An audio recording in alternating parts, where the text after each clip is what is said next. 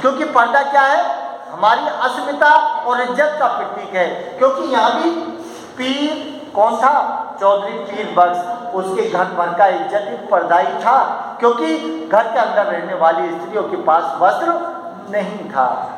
सारी की सारी जो स्त्रियां थी उनके वस्त्र कैसे झड़ गए थे, जैसे किसी पेड़ की छाल झड़ के नीचे अलग हो जाती है ना, ठीक वैसे ही उस घर की स्त्रियों के जो वस्त्र थे वो झड़ गए थे।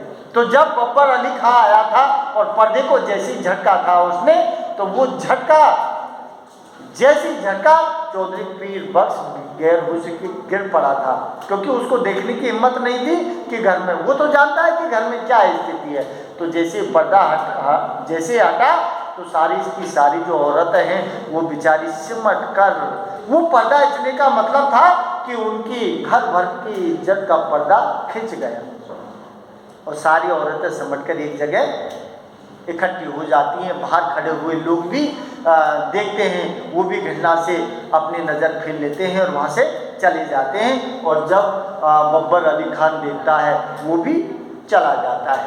तो अपने जो उद्देश्य है, इसका मतलब एक मध्यम वर्गीय परिवार, उसकी आर्थिक स्थिति कैसे जीवन जीता है गरीबी में, उसकी पूरी स्थिति को दिखाने का प्रयास किया है। और तो उसी तरह से उपन्यास जो है उसमें रणेंद्र सिंह ने अपने समय में जो हुआ है, जो घटित हुआ है, उसको पूरा यथार्थ रूप अपने उद्देश्य के रूप में उन्होंने लिखा है कि जो सरकार हो, चाहे वो अफसर हो, चाहे कोई हो, वो सारे के सारे लोग क्या करते हैं कि आदिवासी जनता का अन्याय, अत्याचार और उसके प्रति शोषण की पूरी भूमिका दिखाई है। इसीलिए उन्होंने क्या है कि इंद्र देवता से लेकर जो असुर और समुदाय का क्या दिया है, युद्ध। भाई आज से नहीं, अपन बहुत पहले से सुनते आ रहे हैं इस बात को कि देवताओं और असुरों की लड़ाई बराबर होती आ रही है। तो असुर और देवता की जो लड़ाई थी तो हजार युद्ध हुए, लेकिन किसी तरह से असुर अब तक बचे हुए थे, लेकिन उन देवताओं से बच गए। लेकिन अब ग्लोबल गांव के देवता है ना, जो क्या है, आकाशचारी हैं, जो सैटेलाइट आदि के माध्यम से जंगल और वनों को खोज लेते हैं और जहां उनको अच्छी अपनी चीज़ मिली वहीं से आदिवासी जनजाति को भगा देते हैं। अब ये इनके सामने नहीं लड़ सकते, इसलिए उन आदिवासी जनजाति को उनके सामने क्या हार होती दिखाई है।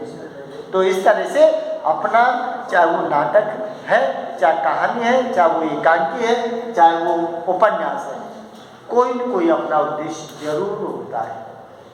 बगैर उद्देश्य के कोई कुछ नहीं करता। तो ध्यान रखना कि पॉइंट यही रहेंगे उपन्यास में भी और कहानी में भी।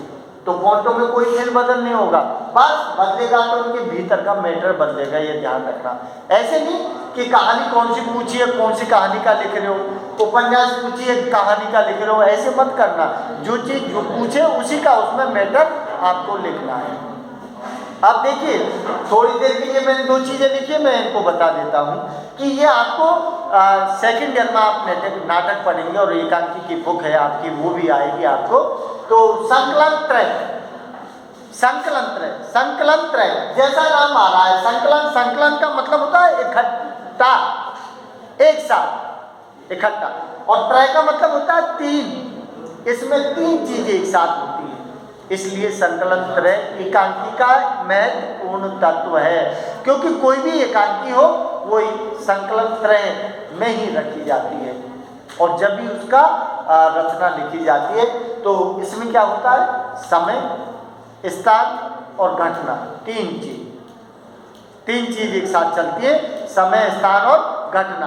कि एक ही समय, एक ही स्थान पर घटना, एक ही बेडरूम जो अपन बोलते हैं, ड्राइंग रूम वगैरह, वो एक ही जगह पूरी घटना को घटित होते हुए दिखाया जाता है एकांकी में। और एकांकी एक अंक में होती है, और एक अंक में 3 दृश्य होते हैं, इसलिए वो नाटक का एक छोटा रूप मंच पर प्रस्तुत किया जाता है 3 दृश्यों के माध्यम से।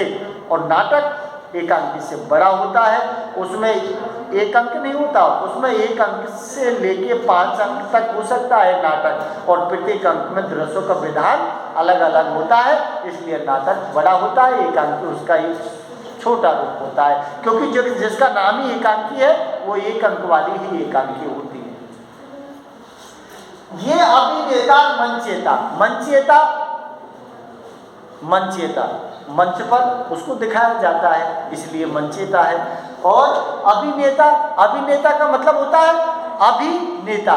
फिल्म आप देखते हो, एक्टर को अभिनेता बोलते हैं। क्यों बोलते हैं?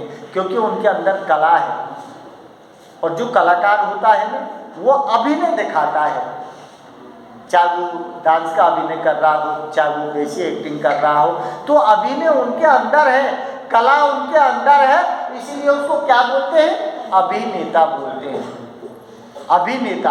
अब अभिनेता क्या दिखाया है? कई कई चीज होती है अभिनेता के अंदर। एक तो आहार्य, आहार्य का मतलब वेशभूषा जिसमें रखी जाती है, एक वाचिक होती है, एक जो कलाकार में बोलने की कला होती है, एक सात्विक होता है। सात्विक का मतलब जो शरीर में क्या होता है, कलाकार दिखाने का एक तरीका है कि शरीर को हिलाना, शरीर के अंगों को फड़काना, एकदम रूम रूम खड़ी हो जाना, और मतलब रोम रोम में पसीना आ जाना, स्तंभ हो जाना, घबरा जाना, गैर होश हो जाना, ये सारी कला है। तो इसीलिए अभिनेता का महत्वपूर्ण बिंदु होता है एकांकी में और नाटक में। इसलिए दोनों चीज जो है ना ये किस में है? एकांकी और नाटक में है। जो आपको अभी नहीं ध्यान देना है ये अगले साल के लिए है, लेकिन ये 6 जो पॉइंट है ना ये आपको अभी काम देने वाले हैं। ठीक है ना? समझ आया? किसी पॉइंट में कोई दिक्कत नहीं, क्योंकि मैंने शुरुआत में बताया था ये, लेकिन अब क्योंकि अगले महीने शायद आपकी चलेगी क्लास, तो लेकिन एक बार आप रिपीट कर देता हूँ, फिर रिपीट कर दूंगा, तो फिर आपको थोड़ा सा ध्यान रहेंगे ये सारी चीज़। ठीक है?